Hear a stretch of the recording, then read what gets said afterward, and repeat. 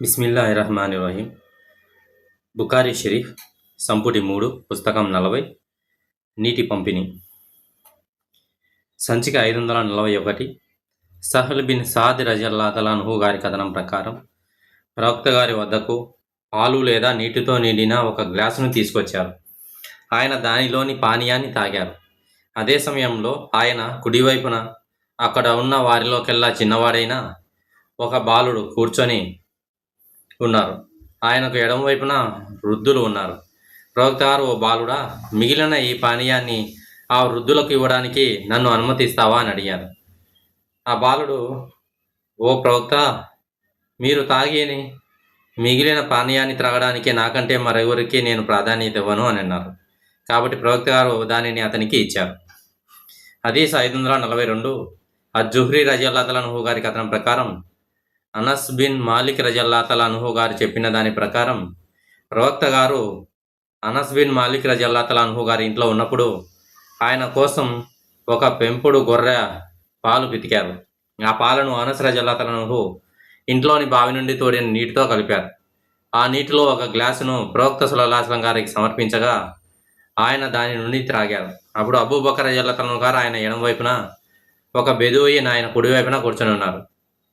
ప్రవక్త గారు తన నోటి నుండి ఆ గ్లాసును తీయగానే ప్రవక్త గారు దానిని ఆ బెదూయిన్కి ఇస్తారేమోనని ఉమర్ రజియల్లాహు అన్హు గారు భయపడి ఇలా అన్నారు, ఓ ప్రవక్త, దానిని మీ పక్కన కూర్చున్న అబూబకర్ రజియల్లాహు అన్హు గారికి ఇవ్వండి. కానీ ప్రవక్త సల్లల్లాహు అలైహి వసల్లం గారు దానిని తన కుడివైపున ఉన్న బెదూయిన్కి ఇచ్చి, నువ్వు నీ కుడివైపున ఉన్న వానితో మొదలు పెట్టాలి అని అన్నారు. సంఖ్య 543. అబూ హురైరా రజియల్లాహు అన్హు గారి కథనం ప్రకారం అల్లాహ్ ప్రవక్త గారు ఇలా అన్నారు, అదనపు నీటిని నిలిపివేయకండి, ఎందుకంటే అది ప్రజలు తమ పశువులను మేయకుండా నిరోధిస్తుంది. సంఖ్య 544. అబూ హురైరా రజియల్లాహు అన్హు గారి కథనం ప్రకారం ప్రవక్త గారు ఇలా అన్నారు, అదనపు గడ్డిని నిలిపివేయడం కోసం అదనపు నీటిని నిలిపివేయకండి. సంఖ్య 545. అబూ హురైరా రజియల్లాహు అన్హు గారి కథనం ప్రకారం అల్లాహ్ ప్రవక్త ఇలా అన్నారు,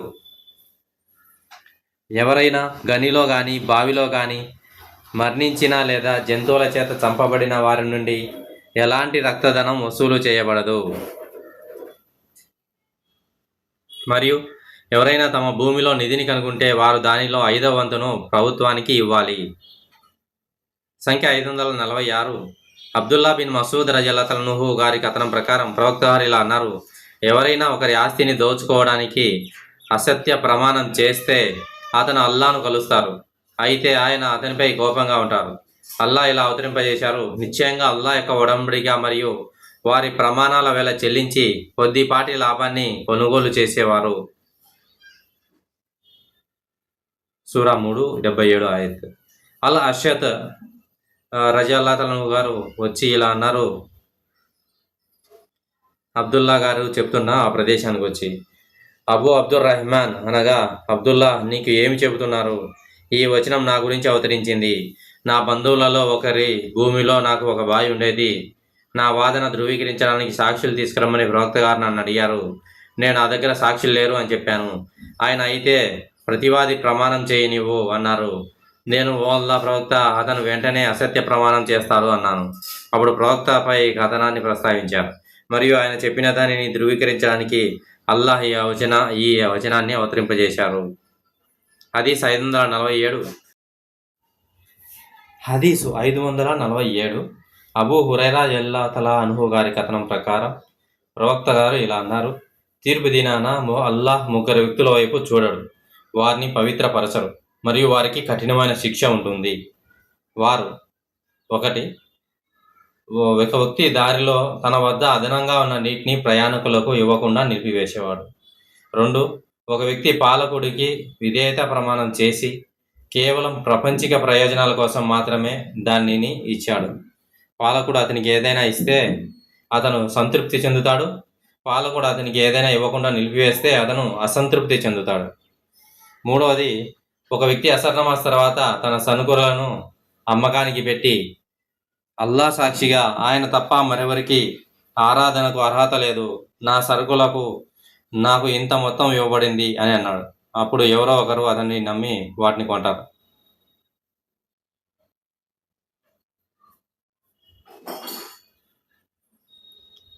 అప్పుడు ప్రవక్త గారు ఇలా పఠించారు: నిశ్చయంగా అల్లాహ్ ఒడంబడిక మరియు వారి ప్రమాణాల వెల చెల్లించి కొద్దిపాటి లాభాన్ని కొనుగోలు చేసేవారు. సంఖ్య 548. అబ్దుల్లా బిన్ జుబైర్ రజల్లాహు గారి కథనం ప్రకారం ఖర్జూరపు చెట్లకు నీరందించడానికి ఉపయోగించే హర్రా కాలువల గురించి ఒక అన్సారీ వ్యక్తి ప్రవక్త సమక్షంలో జుబైర్ రజల్లాహుతో గొడవపడ్డారు. ఆ అన్సారీ వ్యక్తి జుబైర్ రజల్లాహుతో నీటిని వెళ్ళనివ్వు అన్నాడు. కానీ జుబైర్ అలా చేయడానికి నిరాకరించారు. కాబట్టి ఈ విషయం ప్రవక్త ముందుకు తీసుకురాబడింది. అప్పుడు జుబైర్ రజల్లాహుతో ఇలా అన్నారు: ఓ జుబైర్, నీ భూమికి నీళ్లు పెట్టు, ఆ తర్వాత ఆ నీటిని నీ పొరుగువారికి పారించు. దానికి ఆ అన్సారీకి కోపం వచ్చి ప్రవక్తతో ఇలా అన్నారు: అతను అంటే మీ అత్తపుడు కాబట్టేనా? దానికి అల్లా ప్రవక్త కోపంతో రంగు మారిపోయింది. మరియు ఆయన ఇలా అన్నారు: ఓ జుబైర్, నీ భూమికి నీళ్లు పెట్టు, ఆ తర్వాత చెట్ల చుట్టూ ఉన్న గుంటల మధ్య గోడల వరకు నీరు చేరేంత వరకు ఆపు. జుబైర్ రజల్లాహు గారు ఇలా అన్నారు: అల్లా సాక్షిగా ఈ సందర్భంలోనే కింది వచనం అవతరించిందని నేను అనుకుంటున్నాను, కానీ కాదు. మీ ప్రభు సాక్షిగా వారి మధ్య ఉన్న అన్ని వివాదాల్లో మిమ్మల్ని న్యాయ నిర్ణేతగా నియమించే వరకు వారికి విశ్వాసం ఉండదు. సూరా 4:65 ఆయత్. సంఖ్య 549. ఉర్వా రజల్లాహు గారి కథనం ప్రకారం అన్సార్లలో ఒక వ్యక్తి జుబైర్ రజల్లాహుతో గొడవ పడినప్పుడు ప్రవక్త గారు ఇలా అన్నారు: ఓ జుబైర్, ముందు మీ ఇంటికి నీళ్లు పెట్టండి, తర్వాత ఆ నీటిని ఇతర భూములకు పారనివ్వండి. దానికి ఆ అన్సారీ ప్రవక్తతో ఇలా అన్నారు: అతను మీ అత్తపొడు కాబట్టేనా ఇలా చేస్తున్నారు? దానికి ప్రవక్త గారు ఇలా అన్నారు: ఓ జుబైర్, చెట్ల చుట్టూ ఉన్న గుంటల మధ్య గోడల వరకు నీరు చేరేంత వరకు నీళ్లు పెట్టి ఆ తర్వాత ఆపేయి, అంటే ఆ నీటిని ఇతర భూములకు పారనివ్వు. ఈ సంఘటనకు సంబంధించి కింది వచనం అవతరించిందని నేను అనుకుంటున్నాను, కానీ కాదు. మీ ప్రభు సాక్షిగా వారి మధ్య ఉన్న అన్ని వివాదాలలో మిమ్మల్ని న్యాయ నిర్ణేతగా నియమించే వరకు వారికి విశ్వాసం ఉండదు. సూరా 4:65 ఆయత్. సంఖ్య 550. ఉర్వా బిన్ జుబైర్ రజల్లాహు గారి కథనం ప్రకారం హర్రాలో ఖర్జూరపు చెట్లకు నీరందించడానికి ఉపయోగించే ఒక కాలు విషయంలో ఒక అన్సారీ వ్యక్తి జుబైర్ రజల్లాహుతో తగాదా పడ్డారు. అల్లా ప్రవక్త సల్లల్లాహు అలైహి వసల్లం గారు జుబైర్ను మితంగా ఉండమని ఆజ్ఞాపిస్తూ, ఓ జుబైర్, ముందు నీ భూమికి నీళ్లు పెట్టు, తర్వాత నీ నీటిని పొరుగువారికి వదిలిపెట్టు అన్నారు. ఆ అన్సారీ, అతను మీ అత్తకుడు కాబట్టేనా అని అడిగారు. దానికి ప్రవక్త గారు ముఖం రంగు మారి, ఓ జుబైర్, నీ భూమికి నీళ్లు పెట్టు, తర్వాత చెట్ల చుట్టూ ఉన్న గుంటల మధ్య గోడల వరకు నీరు చేరేంత వరకు దాన్ని ఆపు అని అన్నారు. కాబట్టి అల్లా ప్రవక్త సల్లల్లాహు అలైహి వసల్లం జుబైర్కు అతని పూర్తి హక్కును ఇచ్చారు. జుబైర్ రజల్లాహు గారు ఇలా అన్నారు: అల్లా సాక్షిగా ఆ సందర్భంలో ఈ కింది వచనం అవతరించింది, కానీ కాదు. మీ ప్రభు సాక్షిగా వారి మధ్య ఉన్న అన్ని వివాదాల్లో మిమ్మల్ని న్యాయ నిర్ణేతగా నియమించే వరకు వారికి విశ్వాసం ఉండదు. హదీస్ ఉపకర్త ఇబ్నే షిహాబ్ జురైజ్ మరొక హదీస్ ఉపకర్తతో ఇలా అన్నారు: మీ భూమికి నీరు పెట్టండి మరియు చెట్ల చుట్టూ ఉన్న గుంటల మధ్య గోడల వరకు నీటిని నిలిపి ఉంచండి అనే ప్రవక్త వాక్యాన్ని అన్సార్లు మరియు ఇతర ప్రజలు చీలమండల వరకు అని అర్థం చేసుకున్నారు. హదీస్ 551. అబూ హురైరా రజల్లాహు గారి కథనం ప్రకారం ప్రవక్త గారు ఇలా అన్నారు: ఒక వ్యక్తి నడుచుకుంటూ వెళ్తుండగా అతనికి దాహం వేసింది. దాంతో అతను ఒక బావిలో దిగి అందులో నీటిని తాగారు. బయటికి రాగానే తీవ్రమైన దాహం వల్ల ఆయాసపడుతూ బురద తింటున్న ఒక కుక్కను చూశారు. ఆ వ్యక్తి ఇది కూడా నాలాంటి సమస్యతోనే బాధపడుతుంది అని అనుకున్నాడు. కాబట్టి అతను బావిలోకి దిగి తన బూటుతో నీటి నింపుకొని దానిని తన దంతాలతో పట్టుకొని పైకి ఎక్కి ఆ కుక్కకు నీరు పెట్టారు. అతని మంచి పనికి అల్లా కృతజ్ఞతలు తెలిపి అతన్ని క్షమించారు. ప్రజలు అడిగారు: ఓ ప్రవక్త, జంతువులకు సేవ చేయడంలో మాకు ప్రతిఫలం ఉంటుందా? ఆయన జవాబిచ్చారు: అవును, ఏ ప్రాణికి సేవ చేసినా ప్రతిఫలం ఉంటుంది. సంఖ్య 552. అస్మా బిన్ అబీ బకర్ రజల్లాహు గారి కథనం ప్రకారం ప్రవక్త సల్లల్లాహు అలైహి వసల్లం గారు గ్రహణ నమాజ్ చేశారు. ఆ తర్వాత ఇలా అన్నారు: నరకం ఎంత దగ్గరేదిగా కనబడిందంటే, ఓ నా ప్రభు, నేను దాని నివాసులలో ఒకరిగా మారిపోతున్నానా అని నేను అనుకున్నాను. అకస్మాత్తుగా ఆయన ఒక స్త్రీని చూశారు. ఆమె ఒక పిల్లి గోగుతోందని ఆయన అన్నారని నేను అనుకుంటున్నాను. ఆయన ఆమెకేమైంది అని అడిగారు. దానికి ఆయన, ఆమె ఆ పిల్లిని ఆకలితో చనిపోయే వరకు బంధించి ఉంచింది అని చెప్పబడింది. సంఖ్య 553. అబ్దుల్లా బిన్ ఉమర్ రజల్లాహు గారి కథనం ప్రకారం అల్లా ప్రవక్త సల్లల్లాహు అలైహి వసల్లం గారు ఇలా అన్నారు: ఒక స్త్రీ తాను బంధించి ఆకలితో చనిపోయే వరకు ఉంచిన ఒక పిల్లి కారణంగా హింసించబడి నరకంలో వేయబడింది. ప్రవక్త గారు ఇంకా ఇలా అన్నారు, అల్లాకే బాగా తెలుసు. అల్లాహ్ ఆ స్త్రీతో ఇలా అన్నారు, నువ్వు దానిని బంధించినప్పుడు దానికి ఆహారం కానీ నీరు కానీ ఇవ్వలేదు. భూమిపై ఉన్న కీటకాలను తినడానికి కూడా దాన్ని స్వేచ్ఛగా వదలలేదు. సంఖ్య 554. సహల్ బిన్ సాద్ రజల్లాహు గారి కథనం ప్రకారం ఒకసారి అల్లా ప్రవక్త వద్దకు పాలు లేదా నీటితో నిండిన ఒక గ్లాసుని తీసుకొచ్చారు. ఆయన దాని నుండి త్రాగారు. అదే సమయంలో ఆయన కుడివైపున అక్కడ ఉన్న వారిలోకెల్లా చిన్నవాడైన ఒక బాలుడు కూర్చొని ఉన్నారు, మరియు ఆయన ఎడమ వైపున వృద్ధులు ఉన్నారు. అప్పుడు ప్రవక్త గారు ఇలా అడిగారు, ఓ బాలుడా, ఈ పానీయాన్ని మొదట పెద్దవారికి ఇవ్వడానికి మీరు నాకు అనుమతి ఇస్తారా అని అడగగా ఆ బాలుడు ఓ అల్లా ప్రవక్త అని అన్నారు. దాంతో ఆయన దానిని ఆ బాలునికి ఇచ్చారు. హదీసు 555. అబూ హురైరా రలియల్లాహు గారి కథనం ప్రకారం ప్రవక్త సల్లల్లాహు అలైహి వసల్లం గారు ఇలా అన్నారు, నా ప్రాణం ఎవరి చేతిలో ఉందో ఆయన సాక్షిగా తీర్పు దినాన ఒక వ్యక్తిగత తొట్టి నుండి అపరిచిత ఒంటెలను ఎలాగైతే వెళ్ళగొడతారో అలాగే నేను నా పవిత్రమైన జలధార నుండి కొంతమందిని వెళ్ళగొడతాను. హదీస్ 556. ఇబ్నే అనస్ రలియల్లాహు గారి కథనం ప్రకారం ప్రవక్త గారు ఇలా అన్నారు, ఇస్మాయిల్ తల్లిపై అల్లాహ్ కరుణ చూపు కాక ఆమె గనుక జంజం నీటి ఉన్నట్టుగానే వదిలివేసి ఉంటే, నీటిని నిల్వ చేయడానికి ఒక తొట్టిని నిర్మించకుండా, లేదా ఆమె గనుక ఆ నీటిని దోసిళ్లతో తీసుకోకుండా ఉంటే అది ఒక ప్రవహించే నదిలా మారి ఉండేది.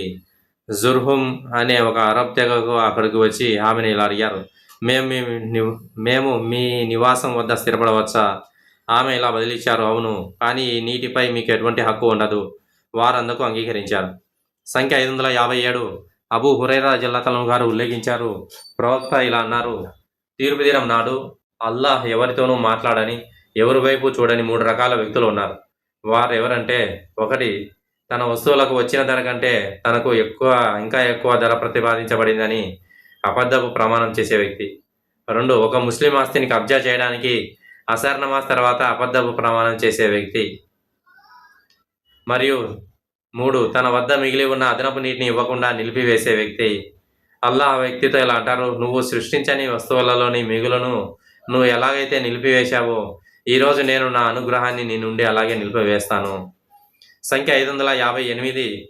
అస్సాబ్ బిన్ జబ్తామా గారు ఉల్లేఖించారు, అల్లా దూత ఇలా అన్నారు, అల్లాహ్ మరియు ఆయన దూత కోసం తప్ప మరెవరికి ప్రత్యేకంగా కేటాయించిన భూమి ఉండకూడదు. అల్లా దూత ప్రవక్త సల్లల్లాహు అలైహి వసల్లం గారు వన్ నఖీ అనే ప్రదేశాన్ని హిమాగా పరిగణించారని, అలాగే ఉమర్ రలియల్లాహు అషరఫ్ మరియు రబదా ప్రాంతాలను జకాత్ వసూల మెత కోసం హిమాగా నిర్ణయించారని మాకు తెలియజేయబడింది. సంఖ్య 559. అబూ హురైరా రలియల్లాహు గారు ఉల్లేఖించారు, ప్రవక్త గారు ఇలా అన్నారు, గుర్రాలను పెంచడం అనేది కొందరికి ప్రతిఫలాన్ని ఇచ్చే వనరుగా ఉండవచ్చు, మరికొందరికి ఆశ్రయంగా అంటే జీవనోపాధిగా ఉండవచ్చు, లేదా 3వ రకం వారికి ఒక భారంగా పరిగణించవచ్చు. గుర్రం ఎవరికైతే పుణ్యఫలానికి మూలమవుతుందో ఆ వ్యక్తి ఎవరో తెలుసా? అతడు ఆ గుర్రాన్ని అల్లాహ్ మార్గంలో సిద్ధం చేసి ఒక పచ్చిక బయలులో పొడవైన తాడుతో కట్టి ఉంచుతాడు. ఆ గుర్రం తన పొడవైన తాడు పరిధిలో ఉంటూ ఆ పచ్చిక బయలులో లేదా తోటలో ఎంత మేస్తుందో దానికి సమానమైన పుణ్యఫలం ఆ వ్యక్తికి లభిస్తుంది. ఒకవేళ ఆ గుర్రం తన తాడును తెంచుకొని 1 లేదా 2 కొండలను దాటి వెళితే దాని అడుగులన్నీ మరియు అది పేడ వేసిన అంతా దాని యజమానికి సత్కర్మలుగా పరిగణించబడతాయి. అలాగే అది ఒక నది పక్కగా వెళ్తూ అందులో నీరు తాగితే ఆ సమయంలో దానికి నీరు తాగించాలనే ఉద్దేశం యజమానికి లేకపోయినప్పటికీ అది కూడా యజమానికి ఒక సత్కర్మగా పరిగణించబడుతుంది. గుర్రాలను పెంచే 2వ రకం వ్యక్తికి అవి పేదరికం నుండి రక్షణ కవచంలా నిలుస్తాయి. ఇతడు తన జీవనోపాధిని సంపాదించుకోవడం కోసం, తద్వారా ఇతరులను యాచించాల్సిన అవసరం రాకుండా ఉండటం కోసం గుర్రాలను పెంచుతాడు. అదే సమయంలో వాటిని వ్యాపారంలో మొదలైన వాటిలో వినియోగించడం ద్వారా తాను సంపాదించిన సంపద నుండి అల్లాహ్ హక్కు అంటే జకాతును చెల్లిస్తారు, మరియు ఆ గుర్రాలపై మోయలేనంత భారాన్ని మోపడు. ఇక 3వ రకం వ్యక్తి కేవలం అహంకారం కోసం, ప్రదర్శనల కోసం మరియు ముస్లింలకు హాని కలిగించే సాధనంగా గుర్రాలను పెంచుతాడు. ఇతని గుర్రాలు అతని పాపాలకు మూలమవుతాయి. అల్లాహ్ ప్రవక్తను గాడిదల గురించి ప్రశ్నించినప్పుడు ఆయన ఇలా సమాధానం ఇచ్చారు, వాటి విషయమై నాకు ప్రత్యేకంగా ఏమీ అవతరింపజేయబడలేదు. సంఖ్య 560. జైద్ బిన్ ఖాలిద్ రలియల్లాహు గారి ఉల్లేఖనం, ఒక వ్యక్తి అల్లాహ్ ప్రవక్త వద్దకు వచ్చి అల్లుకత దొరికిన వస్తువు గురించి ప్రశ్నించారు. దానికి ప్రవక్త ఇలా అన్నారు, ఆ వస్తువు ఉన్న పాత్రను, దానిని కట్టి ఉంచిన తాడు లేదా కట్టును గుర్తుపెట్టుకో. ఆ తర్వాత 1 సంవత్సరం పాటు దాని గురించి బహిరంగంగా చాటింపు వేయించు. ఆ వస్తువు యజమాని ఎవరైనా వస్తే దానిని అతనికి అప్పగించు. లేదంటే నీకు నచ్చినట్లుగా దాన్ని వినియోగించుకో. ఆ వ్యక్తి ఇలా అడిగారు, మరి తప్పిపోయిన గర్ర సంగతి ఏమిటి? ప్రవక్త ఇలా అన్నారు, అది నీ కోసం, నీ సోదరుడి కోసం, లేదా తోడేలు కోసం. ఆ వ్యక్తి మళ్ళీ ఇలా అడిగారు, మరి తప్పిపోయిన ఒంటె సంగతి ఏమిటి? ప్రవక్త గారు ఇలా అన్నారు, మీరు దానిని ఎందుకు తీసుకోవాలి? దానికి నీటి నిల్వ చేసుకునే సంచి మరియు డెక్కలు ఉన్నాయి. అది నీటి వరల వద్దకు చేరుకోగలదు. అలాగే దాని యజమాని దొరికేంత వరకు చెట్లు ఆకలను మేయగలదు. సంఖ్య 561. ఆ జుబైర్ బిన్ అల్-అవ్వాం గారు ఉల్లేఖించారు, ప్రవక్త గారు ఇలా అన్నారు, నిస్సందేహంగా ఇతరులను యాచించడం వారు ఇవ్వవచ్చు లేక ఇవ్వకపోవచ్చు. నిశ్చయంగా ఇతరులను యాచించడం కంటే ఒక తాడు తీసుకొని కట్టెల మోపు కట్టి దాన్ని విక్రయించడం ఉత్తమం. తద్వారా అల్లాహ్ అతన్ని ముఖాన్ని నరకాగ్ని నుండి రక్షిస్తారు. సంఖ్య 562. అబూ హురైరా రజియల్లాహు గారు ఉల్లేఖించారు, ప్రవక్త గారు ఇలా అన్నారు, నిస్సందేహంగా ఇతరులను యాచించడం వారు ఇవ్వచ్చు ఇవ్వకపోవచ్చు కంటే కట్టెల మోపు సేకరించి దానిని మీ వైపు మోసకెళ్లడం, తద్వారా మీ జీవనోపాధిని గడపడం మీకెంతో ఉత్తమం. సంఖ్య 563. హుసేన్ బిన్ అలీ రజియల్లాహు గారి కథనం ప్రకారం అలీ బిన్ అబీ తాలిబ్ రజియల్లాహు గారు ఇలా అన్నారు, బద్ర్ యుద్ధం జరిగిన రోజున యుద్ధపు దోపిడీలో నా వాటాకు నాకు ఒక ఆడవంట లభించింది. మరియు అల్లాహ్ ప్రవక్త నాకు మరొక ఆడవంటను ఇచ్చారు. ఆ రెండింటిని అన్సారులలో ఒకరి ఇంటి ముందు ద్వారం వద్ద మోకరింపజేశాను. వాటిపై ఇద్దరును ఉంచి దానిని అమ్మి ఆ వచ్చిన డబ్బును ఫాతిమా రజియల్లాహు వివాహం చేసుకునే నా పెళ్లి విందు కోసం ఉపయోగించుకోవాలనేది నా ఉద్దేశం.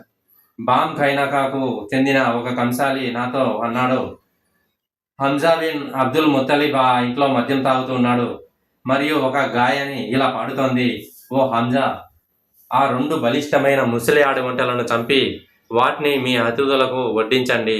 అప్పుడు హంజా రజియల్లాహు తన కత్తిని తీసుకొని ఆ 2 ఆడవంటల వైపు వెళ్ళి వాటి మూపురాలను నరికి వాటి పక్కలను చీల్చి వాటి గాయాలలో కొంత భాగాన్ని తీసుకున్నారు. నేను ఇబ్నే షిహాబ్ రజియల్లాహుతో అతను మూపురాలలో కొంత భాగాన్ని తీసుకున్నాడా అని అడిగాను. దానికి అతను వాటి మూపురాలను నరికి వాటిని వెళ్ళారు అని జవాబిచ్చారు. అలీ రజియల్లాహు గారు ఇంకా ఇలా అన్నారు, నేను ఆ భయంకరమైన దృశ్యాన్ని చూసినప్పుడు ప్రవక్త వద్దకు వెళ్ళి ఆయనను ఈ వార్త చెప్పాను.